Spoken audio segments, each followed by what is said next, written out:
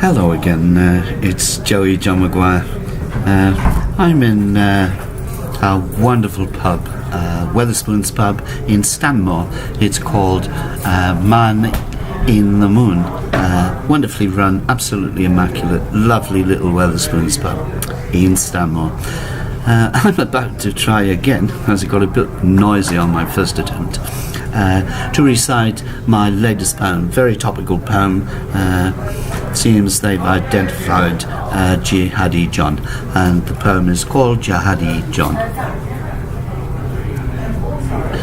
I don't do religion myself, not since I stopped being force-fed as a child, when I became old enough to say no.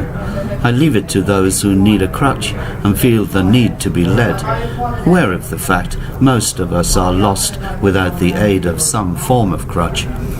I find it hard to understand, as a non-believer, why others choose to follow with such blind and faithful tenacity, that there are those willing to sacrifice all, everybody's all, in the name of their belief.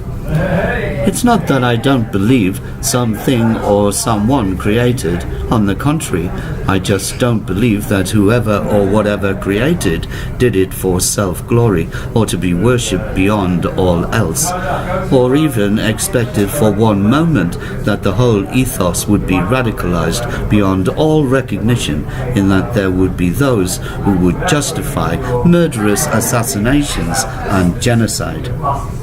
If there is a God, I question anyone's right to act in his, her, or its name, and I can't help but recount with horror the plague of atrocities in history that have to this day failed to achieve anything but misery. Human to human, I speak with compassionate wisdom and love for my fellow man, and I wonder what it must be like to be lost in the red mist of hatred, a hatred so deep that you could be driven to genocide, behead another human being at whim. I am appalled, as others are, at the present situation where the whole ethos of Islam is being corrupted and construed to be an horrendous form of evil that is creeping within societies, crossing the boundaries of human decency at an alarming rate.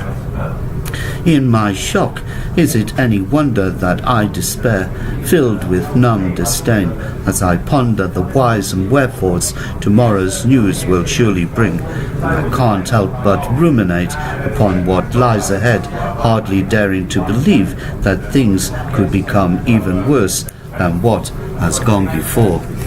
My heart goes out to the victims on all sides of this wicked web of deceit, and I feel all mother's grief as if it were my own. I grieve for the innocent, and I try desperately to understand the parallel suffering of the mothers who unwittingly raised such evil, not realizing for a moment what it was that they themselves had created, not until it was too late, which brings me to those in denial who prefer to live in Neverland, not my gentle daughter, not my loving son.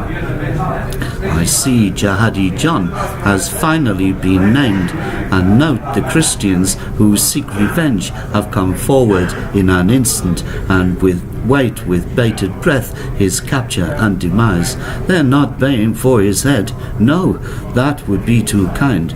For him they wish the solitary cell of purgatory, so he can reflect in silent isolation the gravity of what they perceive to be his evil crimes. Who can blame them? Loss is a dreadful pain that only time has the ability to cure. They are human beings after all, and of Jihadi John, my thoughts go out to him too. I wonder if he sleeps at night. Does he dream as innocents do, or are his dreams filled with nightmares that go far beyond the normal realms of sanity and peaceful slumber?